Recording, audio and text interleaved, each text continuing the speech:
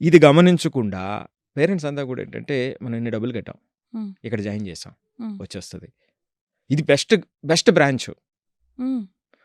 అందరూ అర్థం చేసుకుని నిన్నటి వరకు ఉన్న ప్రపంచం వేరు.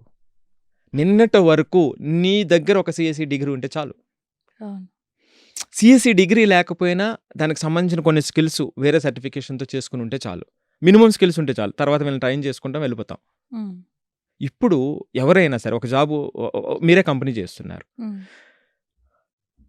ఎంట్రీ లెవెల్ జాబ్కి వచ్చేటప్పటికి ఒక్కొక్కరికి 6 లక్షలు ఎంతో ఇవ్వాలి. హ్మ్. ఓ ముగ్గురిని హైర్ చేశారు. వీళ్ళు ఎంట్రీ లెవెల్‌లో కోడింగ్ రాసి దాన్ని టెస్టింగ్ చేసి ఓ 3 నెలలో 4 నెలల్లో టైం పడుతుంది అనుకుందాం. హ్మ్. ఆ ట్రైనింగ్ అది రాయటానికి కూడా వీళ్ళకి కొంత ట్రైనింగ్ కావాలి, ఇంకొక నెల పాటు. హ్మ్. ఇది జనరల్‌గా ఉన్నటువంటి పరిస్థితి. మీరు దీన్ని ఆటోమేట్ చేసేటువంటి టూల్స్ మీ దగ్గర ఉన్నాయి. హ్మ్. అది ₹1,00,000కే మీకు ఆ టూల్ మీకు అవైలబిలిటీ ఉంది. అప్పుడు ఈ ముగ్గురిని ఎందుకు తీసుకుంటారు మీరు? రైట్? సో, ఈ ముగ్గురిని పక్కన పెట్టి ఈ టూల్‌ని ఆటోమేట్ చేసేటువంటి వ్యక్తి, ఈ టూల్‌ని ఆపరేట్ చేయగలిగినటువంటి వ్యక్తి, ఆ టూల్‌ని అడ్మినిస్ట్రేషన్ చేయగలిగినటువంటి వ్యక్తి ఉంటే సరిపోద్ది కదా మీకు. ఆ! అది దట్ ఈస్ ద డిఫరెన్స్ అనమాట అండి. అందుకు నేను 2022, 23 ముందు ఉన్నటువంటి ప్రపంచం వేరు. హ్మ్. 2023 తర్వాత ఉన్నటువంటి ప్రపంచం వేరు. ఇప్పుడు దీన్ని అర్థం చేసుకోకపోతే అది ఇబ్బంది అనమాట అండి. హ్మ్.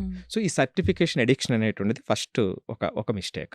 హ్మ్. ఇక రెండో మిస్టేక్, ఏఐతో రెజ్యూమ్ చేసి పట్టుబడిపోతారు. ఆ!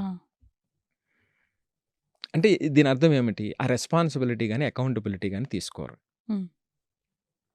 ఇప్పుడు ఏఐతో మీరు రెజ్యూమ్ చేసి అప్లోడ్ చేసి దానికి కనిపెట్టే ఎన్ని టూల్స్ లేవు. అవును. సో, ఇది సెకండ్. ఎందుకు చెప్తున్నానంటే ఇది మిస్టేక్ అని డేటాతో చెప్తున్నాను మీకు. అవును.